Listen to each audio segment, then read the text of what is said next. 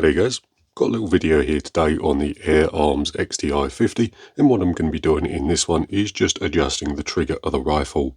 Now before we get started, the Air Arms manual does do a fairly decent job of explaining the trigger adjustment process.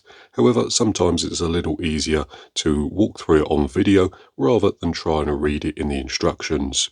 So along with explaining what all of the adjustment screws do, I will also be totally ruining the trigger on the rifle, then resetting it to a usable setting, so if you ever get stuck you will be able to reset it. With that out of the way, the next thing I want to mention is that before we adjust the trigger, we do need to make sure that the rifle is safe to work on by first cocking it, then firing it into a nice safe backstop, and what that does is ensure that there's not a pellet loaded into the barrel and that we should be safe to proceed. The other thing I'll mention is that when adjusting the trigger, the rifle should always be pointed in a nice safe direction. And then very lastly, you can access some of the trigger adjustments through the bottom of the stock. So we have these three holes here. However, for the trigger weight and then the sear engagement, that is hidden under the stock. So I'm going to be removing the stock and the cover plate on the side of the trigger just to make videoing things a little easier.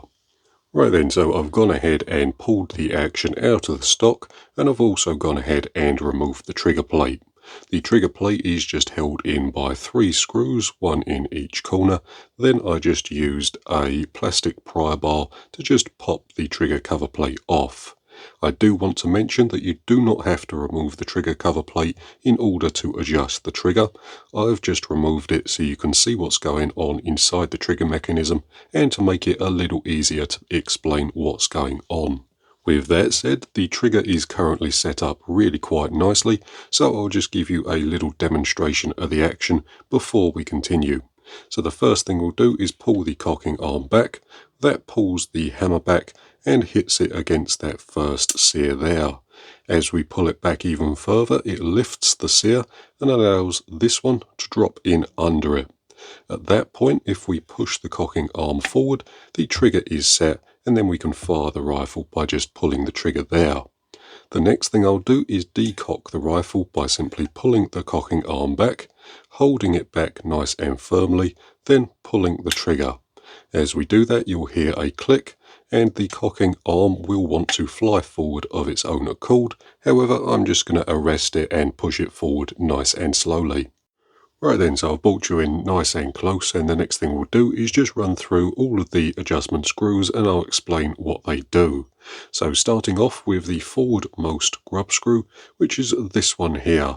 This grub screw controls the overall trigger weight. This can be adjusted using a 2mm Allen key.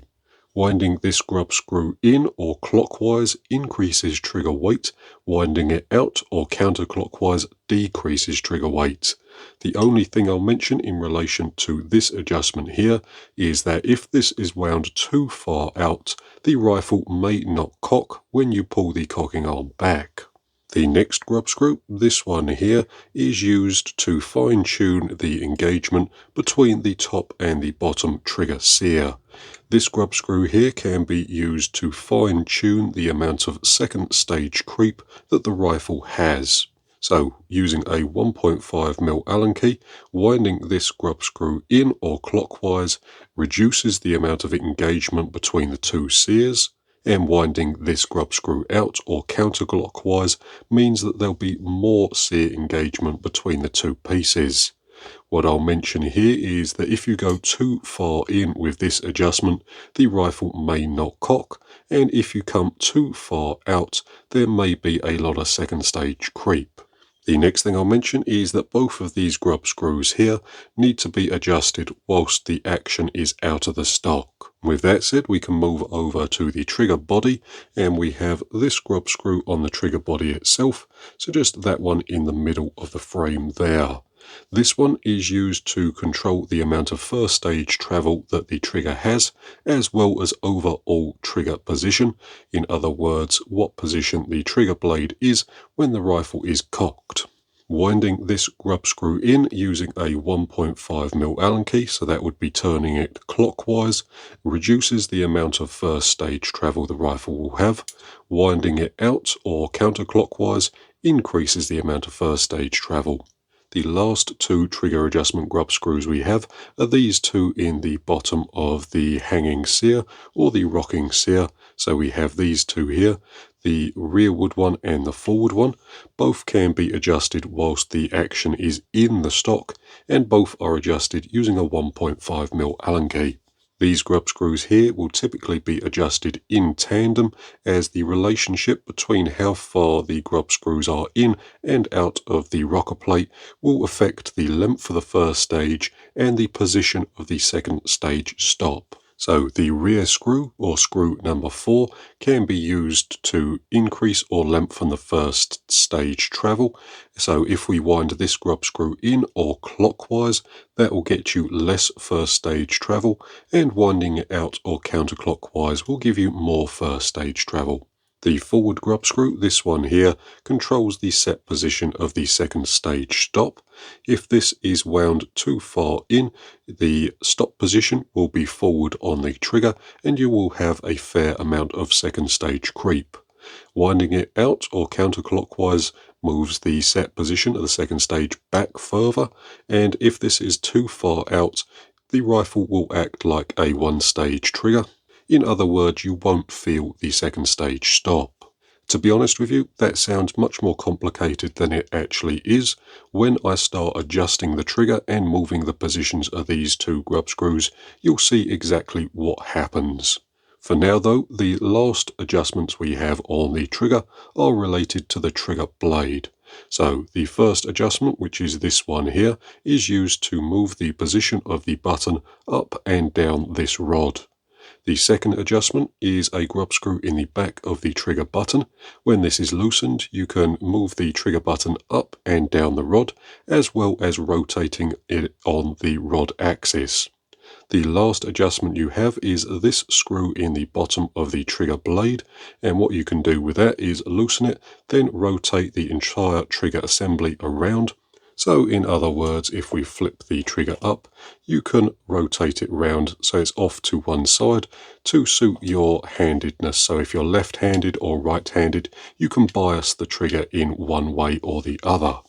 Right then, the next thing we'll do is run through some basic trigger adjustment scenarios. So let's say we have our brand new rifle and the trigger is a little too heavy for our liking. That's nice and easy to solve. All we would need to do is remove the action from the stock, then take a 2mm Allen key and adjust this scrub screw in the bottom of the action. So again, winding this grub screw in will increase the weight, so that's turning it clockwise. If we turn it anti-clockwise, you can see the arm itself raises up slightly and reduces the amount of spring tension on the second sear. So we're just going to wind it out until we reach our desired trigger weight. If the trigger was too light for you, you could also wind it in to increase overall trigger weight. Right then, next scenario I've gone ahead and set up here is that the second stage has a fair amount of creep to it. So I'll show you what I mean. If we cock the rifle, we can pull the trigger back. You can see there we hit the second stage stop. Then we have to pull through an awful lot of distance in order to get the rifle to go off. So as you can see there, second stage stop is hit. Then we've got probably another 3 or 4 mil on the trigger in order to get the rifle to go off. Typically speaking, if you can feel the second stage, it's more than likely going to need adjustment of this grub screw here, which is grub screw number 2. What we're going to do is take a 1.5mm Allen key and wind this in slightly, probably a quarter of a turn at a time, then recheck the trigger after each adjustment. So that's better, however I can still feel a little bit of creep. So again, I'm just going to take that in slightly.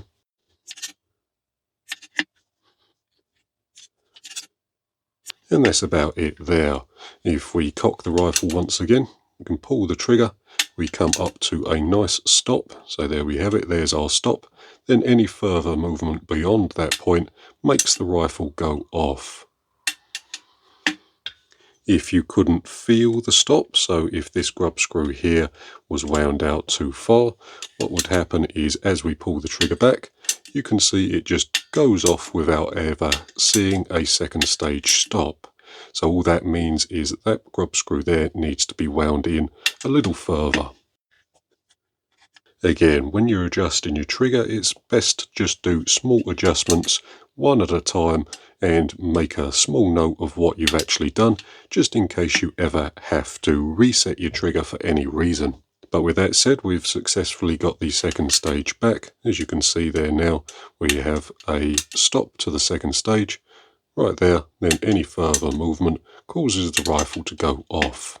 And then the last scenario we'll imagine is that we want to remove some first stage travel. So if we cock the rifle, you can see we've got an awful lot of first stage travel there. However, the second stage is still nice.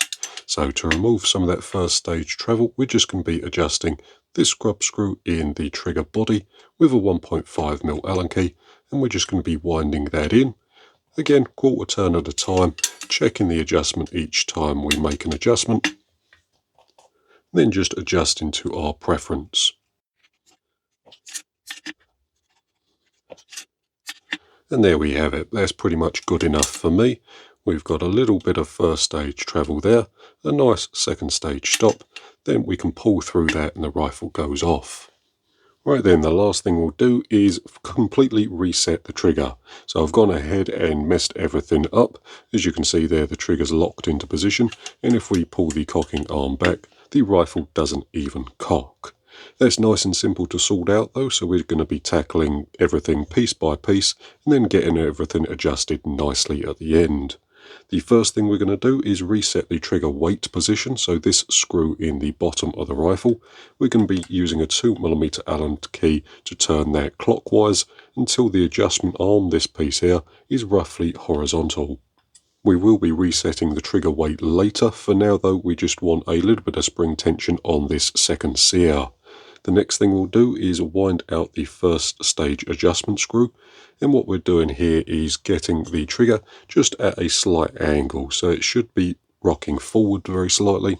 And again, we will reset the first stage travel when everything is working as it should. For now though, the next thing we're going to do is take the rocker plate out, then reset the position of all three grub screws. We're going to be doing that with a 1.5mm Allen key, and for now I'm just going to be winding the grub screws in until they're flush with the housing. So there we have it, all the grub screws are roughly flush with the rocker plate. The next thing we'll do is set their position. So we're going to be just doing this by turns. The rearmost grub screw, this one here, we're going to be doing that in, so clockwise 3 full revolutions. With that done, we can move our attention to the second grub screw, and we're going to be turning this clockwise 2 full revolutions, so just like that. The next one is this one in the front of the piece, and we're going to be turning that clockwise, again 2 full revolutions. This should roughly set the trigger back to a working condition, and then we can just go through and reset all of the adjustments until we get it where we want it. So for now, with that done, we're just going to push everything down and make sure everything is set. Then we can try and cock the rifle. So the rifle now cocks, and if we pull the trigger, we come to our second stage stop. We have to pull through it a little bit, but the trigger does work. If your trigger wasn't working at this point, what you could do is manually decock the rifle by holding the cocking arm back nice and firmly, then lifting up on this sear here, then allowing the cocking arm to move forward. So with that said, we've got a working trigger, however it does have some problems. So it's a little heavy, it has a bit too much first stage, and it has a bit of second stage creep. The first stage travel and the trigger weight are super easy to sort out, so we'll do them last. The thing that I want to tackle now though is the second stage creep. In adjusting the trigger, we have 2 main locations where we can sort this out. We have this grub screw at the rear of the rocker plate, and then this grub screw at the front. Typically speaking, I like to use the one at the front as a fine-tune adjustment, and the one at the back as the coarse adjustment. So for now, we'll sort out the coarse adjustment first, and we're going to be adjusting this rear grub screw, and we're going to be coming out with this about 1/8 of a turn. So just like that. We can recheck the trigger. And that is better. However, there is still a little bit of second stage creep there, and I'm going to sort that out using the fine adjust, this screw here. So what I'm going to do is use a 1.5mm Allen key, come up through the bottom of the action, then screw this grub screw in, and for now we're just going to be doing it 1/4 to 1/8 of a turn at a time.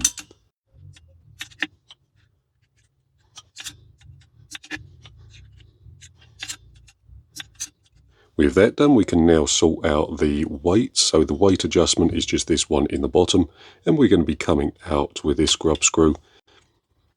I roughly know where I set my trigger, so I'm just going to go to basically where it was before, and as you can see there, the arm is at sort of a roughly 30-degree angle with the bottom here. We can recheck that adjustment just to make sure it's gone in the direction that we want it to, and that feels lovely and light. Our last thing that we need to sort out is our first stage travel.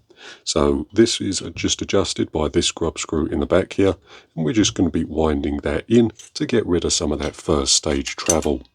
I like a real nice short first stage with a nice crisp second stage, so we're going to be winding that in.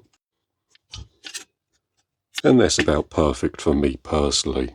Right then, with that all said and done, that's the trigger adjustment process pretty much complete.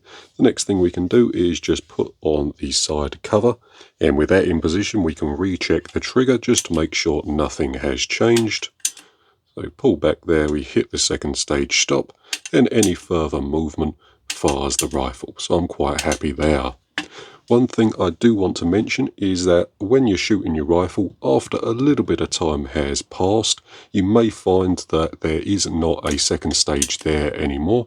So it's just, the sears have just very slightly worn and you no longer have your second stage. If that happens, all you need to do is wind this grub screw, so this one here, in very slightly, probably 1/8 of a turn at a time, until the second stage comes back. So I'll just do a little demonstration. We'll use a 1.5mm Allen key. I'll wind that grub screw out about half a turn. And as you can see there is no second stage. We can just pull straight through. Again, that's nice and simple to sort out. We just come in. I went out half a turn, so I know exactly where it's got to be. So I'm just going to go back half a turn. Then we come to our second stage stop, and then we can just pull through that, and the rifle goes off. Right then, with that all said and done, that's pretty much going to do it for this particular video. So thank you very much for watching. I hope it's been interesting or useful, and I'll see you in the next one.